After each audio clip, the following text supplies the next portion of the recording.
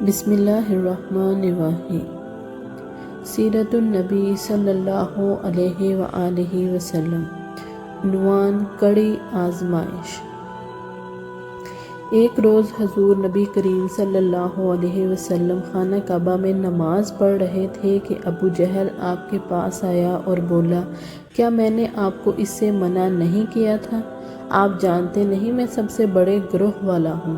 اس پر سورۃ علق کی آیت نمبر 17-18 نازل ہوئی۔ ترجمہ: سو یہ اپنے گروہ کے لوگوں کو بلا لے، اگر اس نے ایسا کیا تو ہم بھی دوزخ کے پیادوں کو بلا لیں گے۔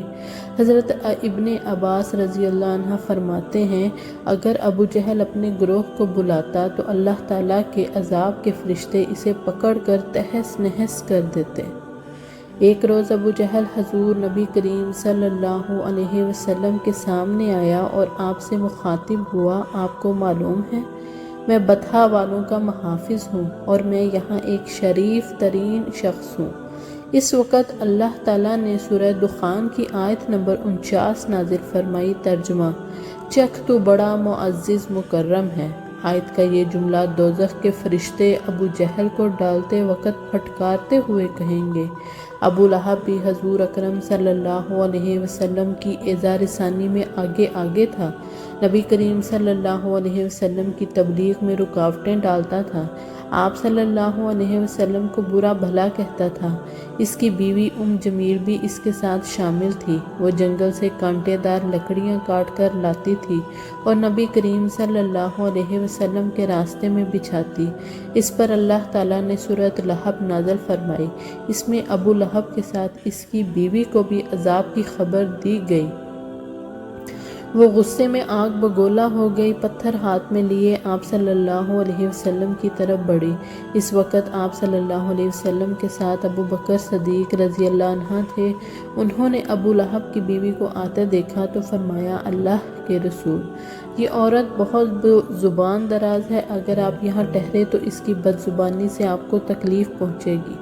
ان کی بات سن کر حضور نبی کریم صلی اللہ علیہ وسلم نے فرمایا، ابو بکر فکر نہ کرو، وہ مجھے نہ دیکھ سکے گی۔ اتنے میں جمیل نزدیک پہنچ گئی۔ اسے وہاں صرف ابو بکر رضی اللہ عنہ نظر آئے۔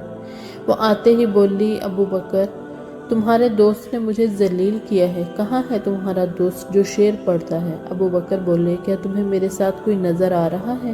کیوں، کیا بات ہوئی؟ مجھے تمہارے ساتھ تو کوئی نظر نہیں آ رہا۔ انہوں نے پوچھا، تم ان کے ساتھ کیا کرنا چاہتی ہو؟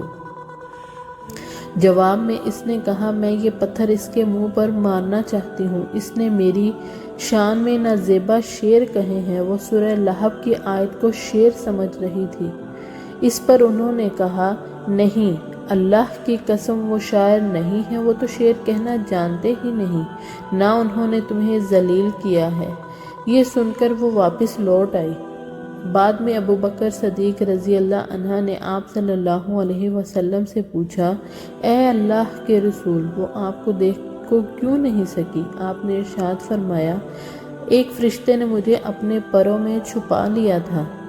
ایک روایت کے مطابق آپ نے یہ جواب ارشاد فرمایا تھا، میرے اور اس کے درمیان ایک آڑ پیدا کر دی گئی تھی۔ ابو لہب کے ایک بیٹے کا نام عتبہ تھا اور دوسرے کا نام عتیبہ تھا۔ اعلان نبوت سے پہلے رسول کریم صلی اللہ علیہ وسلم نے اپنی دو بیٹیوں حضرت رقیہ اور حضرت کلثوم رضی اللہ عنہ کی نکاح ابو لہب کے ان دونوں بیٹوں سے کر دیا تھا۔ یہ صرف نکاح ہوا تھا، ابھی رخصتی نہیں ہوئی تھی۔ اسلام کا آغاز ہوا اور سورہ لہب نازل ہوئی تو ابو لہب نے غصے میں آ کر اپنے بیٹوں سے کہا، اگر تم محمد کی بیٹیوں کو طلاق نہیں دو گے تو میں تمہارا چہرہ نہیں دیکھوں گا۔ چنانچہ ان دونوں نے انہیں طلاق دے دی۔ دیکھا جائے تو آپ صلی اللہ علیہ وسلم کی بیٹیوں کے لیے اس میں حکمت تھی، گویا اللہ تعالیٰ نے چاہا کہ یہ پاک صاحبزادیاں عتبہ اور عتیبہ کے ہاں نہ جا سکیں۔ یہ رشتہ اسلام دشمنی کی بنیاد پر ختم کیا گیا، یعنی آپ دونوں چونکہ نبی کریم صلی اللہ علیہ وسلم کی صاحبزادیاں تھیں، اس لیے یہ قدم اٹھایا گیا۔ اس موقع پر عتیبہ نبی اکرم صلی اللہ علیہ وسلم کی خدمت میں حاضر ہوا اور اس نے آپ کی شان میں گستاخی کی۔ آپ صاحبزادیوں کی وجہ سے پہلے ہی غمگین تھے۔ ان حالات میں آپ نے اس کے حق میں بد دعا فرمائی، اے اللہ اس پر اپنے کتوں میں سے ایک کتا مسلط فرما دے۔ عتیبہ یہ بات سن کر وہاں سے لوٹ آیا۔ اس نے اپنے باپ ابو لہب کو سارا حال سنایا۔ اس کے بعد دونوں باپ بیٹا ایک قافلے کے ساتھ ملک شام کی طرف روانہ ہو گئے۔ راستے میں یہ لوگ ایک جگہ ٹھہرے۔ وہاں قریب ہی ایک راہب کی عبادت گاہ تھی۔ راہب ان کے پاس آیا۔ اس نے انہیں بتایا اس علاقے میں جنگلی درندے رہتے ہیں۔ سبحان اللہ، صدق اللہ العظیم۔